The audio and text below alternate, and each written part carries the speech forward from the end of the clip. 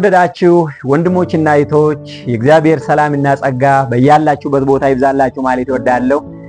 ከዚህ ጊዜ ጀምረን ደግሞ ስለ የመጽሐፍ ቅዱስ ትንቢታት አብረን እናጠናለን። በተለይም ዳንኤልና ራእይ ላይ የተመሰረቱ መሰረታዊ የሆኑ የመጽሐፍ ቅዱስ ትንቢቶችን አብረን የምናጠና ይሆናል። በዚህ ሰዓት ስለ የመጽሐፍ ቅዱስ ትንቢታት መግቢያውን አብረን እንድንወስድ እፈልጋለሁ። በሁለተኛ ጴጥሮስ ምዕራፍ 1 ቁጥር 19 ላይ እንዲህ ይላል፣ ከእርሱም ይልቅ እጅግ የጸና የትንቢት ቃል አለን፣ ምድርም እስኪጠባ ድረስ የንጋትም ኮከብ በልባችሁ እስኪወጣ ድረስ ሰው በጨለማ ስፍራ የሚበራን መብራት እንደሚጠነቀቅ ይህን ቃል እየጠነቀቃችሁ መልካም ታደርጋላችሁ። ከእርሱም ይልቅ እጅግ የጸና የትንቢት ቃል አለን ይላል ሐዋርያው ጴጥሮስ። ጌታ ኢየሱስ ለቤተ ክርስቲያኑ ከሰጣቸው ብርቅዬ ስጦታዎች መካከል አንዱ የትንቢት ስጦታ ነው። ትንቢት ከዚህ በፊት የሆኑት ክስተቶች በተለይ ከዚህ በፊት ተተንብየው የተፈጸሙ ክስተቶች ማለት ነው።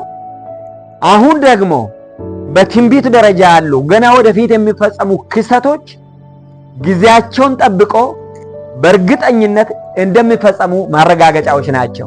በብሉይ ኪዳን ዘመን የነበሩ ህዝቦች ትንቢት ነበራቸው። ዛሬ ያለንም ህዝቦች ትንቢት አለን። ዛሬ እየተከሰቱ ያሉ ክስተቶች አሉ። ከዚህ በፊት ተተንብየው እየተፈጸሙ ያሉ፣ ወደፊት ደግሞ ሊፈጸሙ ያሉ መጽሐፍ ቅዱሳዊ ታሪክ በጣም ዘመን ተሻጋሪ የሆኑ ወሳኝ እውነቶች በዳንኤልና በራእይ መጽሐፍ ውስጥ ተጽፈው ይገኛሉ። ጌታ ኢየሱስ ራሱ በማቴዎስ ምዕራፍ 24 ቁጥር 15 ላይ ሰዎች ትንቢትን ማጥናት እንደሚገባቸው ሲጠቁም እንዲህ አለ።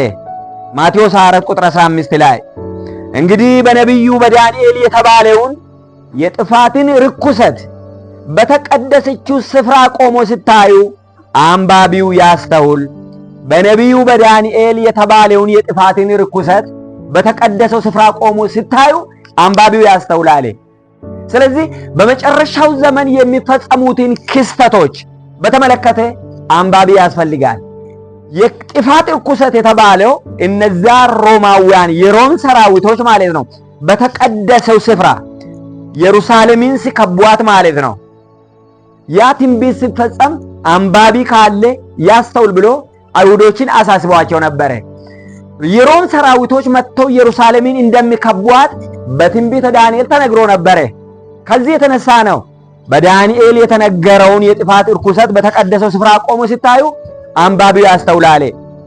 በራእይ ዮሐንስ ምዕራፍ 1 ቁጥር 3 ላይ ዘመኑ ቀርቧልና የሚያነበው የትንቢቱን ቃል የሚሰሙትና በውስጡ የተጻፈውን የሚጠብቁ ብፁዓን ናቸው። 3 ደረጃ አለው። ዘመኑ ቀርቧልና የሚያነበው የእግዚአብሔርን ቃል ትንቢቱንም ጭምር ማንበብ፣ የትንቢቱን ቃል የሚሰሙ ልብ ብለው የሚያስተውሉ የሚሰሙና በውስጡ የተጻፈውን የሚጠብቁ ይላል። 3ኛ ማንበብ መቀበልና ከዛ መተግበር መታዘዝ ጊዜው ቀርቧልና ይላል።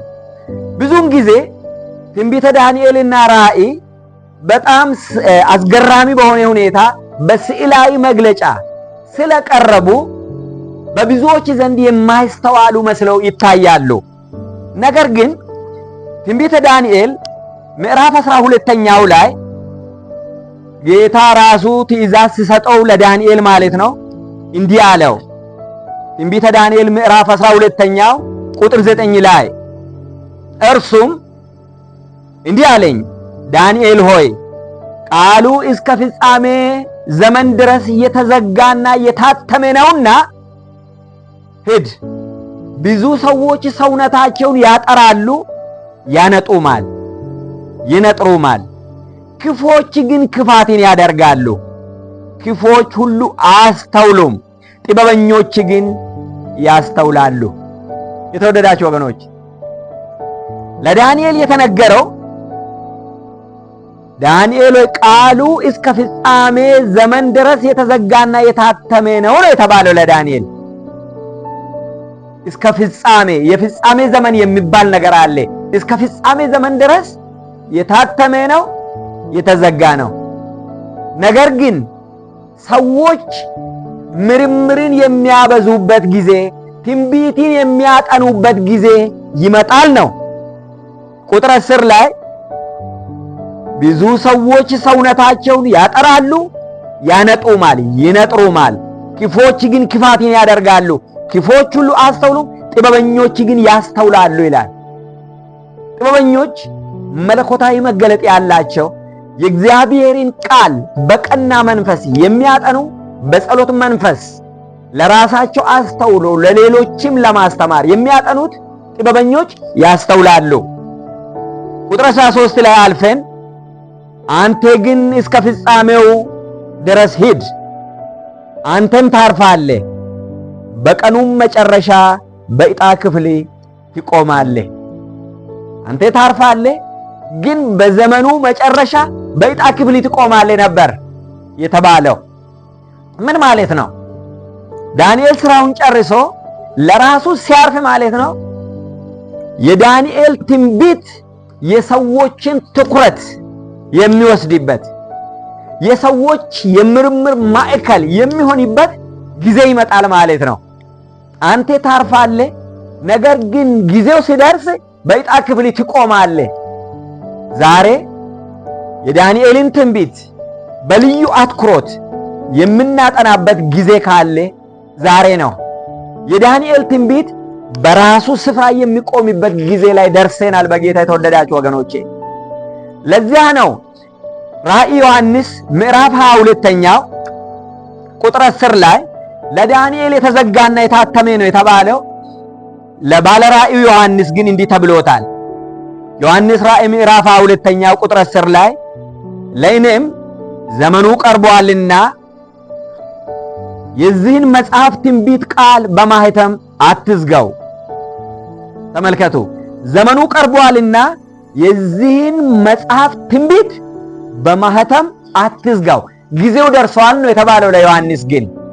ስለዚህ ትንቢተ ዳንኤልንም የራእይ ዮሐንስንም እያመዛዘንን የተጻፉትን አንዱን ጥቅስ ከሌላኛው ጥቅስ ጋር በማነጻጸር በማመዛዘን የምናጠናበት ጊዜ ካለ ዛሬ ነው። ትንቢትን አለማስተዋል አይሁዶችን እስከምን ደረጃ እንደጎዳቸው ከሉቃስ ወንጌል ምዕራፍ 4 ከቁጥር 13 ጀምረን እስቲ እናነባለን። እነሆም ከነርሱ ሁለቱ ይላል በዚያ ቀን ከኢየሩሳሌም 60 ምዕራፍ ያህል ወደምርቅ ኤማሁስ ወደሚባል መንደር ይሄዱ ነበር። ስለዚህም ስለሆነው ነገር ሁሉ እርስ በርሳቸው ይነጋገሩ ነበር። ሲነጋገሩና ሲመራመሩ ኢየሱስ ራሱ ቀርቦ ከነርሱ ጋር ይሄድ ነበር። ነገር ግን እንዳያውቁት ዓይናቸው ተይዞ ነበር። እርሱም እየጠወለጋችሁ ስትሄዱ እርስ በርሳችሁም የምትነጋገሯቸው እነዚህ ነገሮች ምንድናቸው አላቸው። ቀለዮጳ የሚባለውም አንዱ መልሶ አንተ በኢየሩሳሌም እንግዳ ሆነ ለብቻ ትኖራለህን? በእነዚህ ቀኖች በዛ የሆነውን ነገር አታውቅምን? አለው። እርሱም ይህ ምንድነው አላቸው። ተመልከቱ፣ እየተነጋገሩ ያሉት ሁለቱ ማለት ነው የኤማሁስ መንገደኞች የተባሉት ከራሱ ከጌታ ኢየሱስ ክርስቶስ ጋር ነበረ። ይህ ቀን የትንሣኤ ዕለት ነበረ። በኢየሩሳሌም ስለሆነው ነገር አንተ አታውቅም ወይ? በዚህ አገር አንተ እንግዳ ነህ ወይ ይሉታል። ታዲያ ምንድነው ብሎ ጠየቃቸው። እነርሱም እንዲህ አሉት፣ በእግዚአብሔርና በሕዝቡ ሁሉ ፊት በሥራና በቃል ብርቱ ነቢይ ስለነበረው ስለ ናዝሬቱ ስለ ኢየሱስ እርሱንም የካህናት አለቆችና መኳንንቶቻችን ለሞት ፍርድ እንዴት አሳልፈው እንደሰጡትና እንደሰቀሉት ነው። ቁጥር 21 ላይ እኛ ግን እስራኤልን እንዲቤዥ ያለው እርሱ እንደሆነ ተስፋ አድርጌን ነበር። ደግሞ ከዚህ ሁሉ ጋር ይህ ከሆነ ዛሬ 3ኛ ቀን ነው። ደግሞም ከኛ ውስጥ ማልደው ከመቃብሩ ዘንድ የነበሩት አንዳንድ ሴቶች አስገረሙን። ሥጋውንም ባጡ ጊዜ ሕያው ነው የሚሉ የመላእክትን ራእይ ደግሞ አየን ሲሉ መጥተው ነበር። ከእኛም ጋር ከነበሩት ወደ መቃብሩ ሄደው ሴቶች እንደተናገሩት ሆኖ አገኙት፣ እርሱን ግን አላዩትም ብለው ይመልሱለታል። በዚህ ጊዜ ቁጥር 25 ጀምሮ ያለውን ስለ ትንቢት ምን እንደተናገረ ስሙ።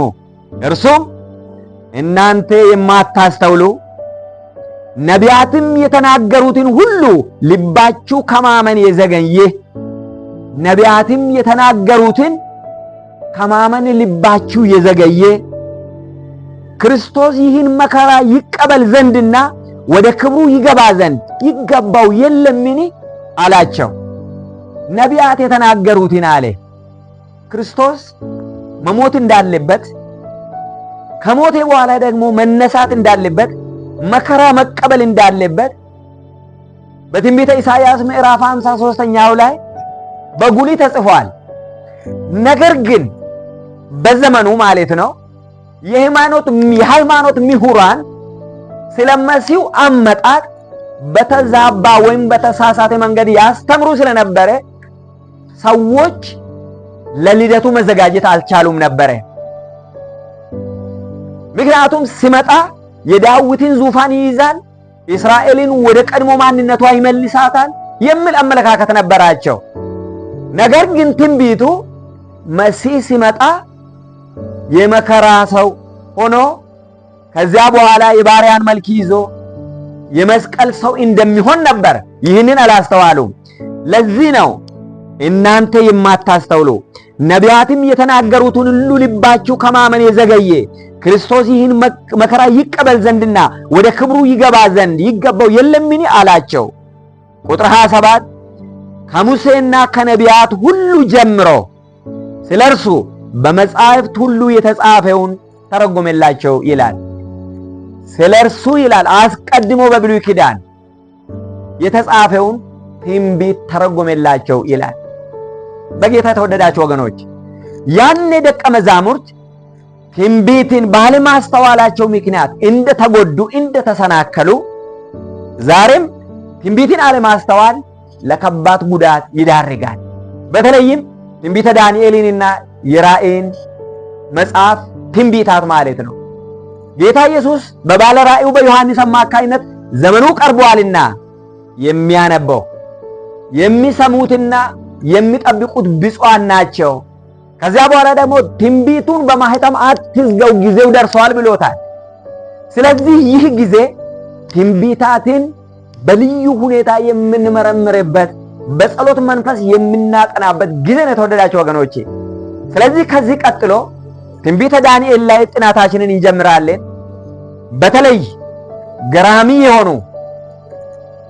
ራእዮች ወይም ትንቢታት በአሕዛብ መንግስታት ነገስታት ተጠቅሞ እግዚአብሔር እንደዚሁም በምድር አራዊት ተጠቅሞ እንደዚሁም በስነ ፍጥረት ተጠቅሞ ለዳንኤልና ለባለ ራእዩ ዮሐንስ የገለጣቸውን እውነቶች አንድ በአንድ እያጠናን እንሄዳለን። ስለዚህ ጊዜያችሁን ወስዳችሁ እንድትከታተሉ በጌታ ፍቅር ጋብዛችኋለሁ። ስለሰማችሁ እግዚአብሔር ይባርካችሁ። አመሰግናለሁ።